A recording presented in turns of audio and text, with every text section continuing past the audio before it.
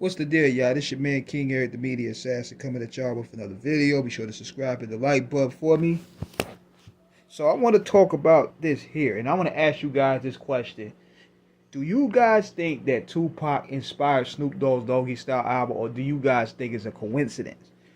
Big shout out to HipHop Universe for this video. They got a real long video of a lot of hip-hop beefs and rivals. And they did one on Pac and Dr. Dre.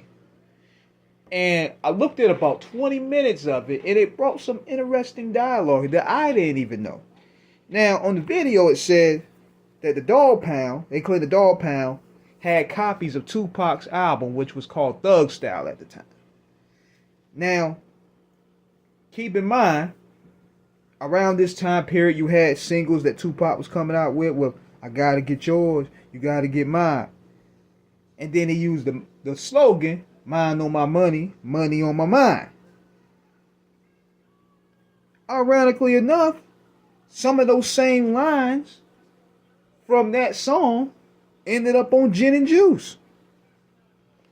So then, to go even further, the G's and Hustler beats that Tupac even used. He had Warren G producing. It was, you could hear it on the I think it was the Are You Still Down album. And there was another where he freestyled over what Richie Rich and Warren G. Ironically enough, Snoop Dogg used that same beat for G's and Hustlers. Now, around this time period, Pop was becoming a headache for a lot of people, but he was also very paranoid. He was very frustrated. And it shows because he was lashing out. Like, remember, he was lashing out at the Menace to Society. He was lashing out against Bone Thugs because I think Eazy-E supposed to have turned him down to sign Thug Life. But yet they signed Bone Thugs later on. And Tupac felt that when he got Thug Life tatted, he coined that. He trademarked that. So anybody that was calling themselves thugs and using the term thugs, he felt offense to that. And you can also say, too, that it could be played up to paranoia because the man was targeted by the police. He got assaulted by the police a year before. And targeted by the FBI due to his background as a Panther. Like, his Panther background. So, him coming with these songs, because he has a unique style. He has a very unique style that is often duplicated and never emulated. But he said things in ways where it sticks to you.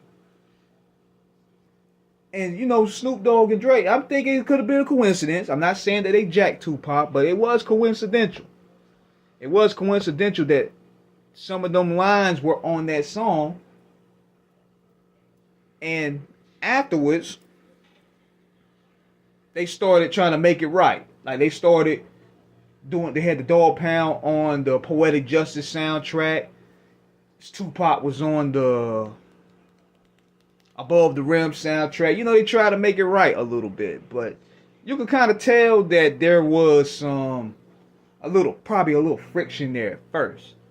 I could be wrong, but it just seemed very coincidental that some of those elements that Pop was putting out there, you could hear on Snoop's album. Now, I could be wrong, but let me know what you guys think. Is this a coincidence? Or do you think that they probably maybe copied him? Let me know. Holla.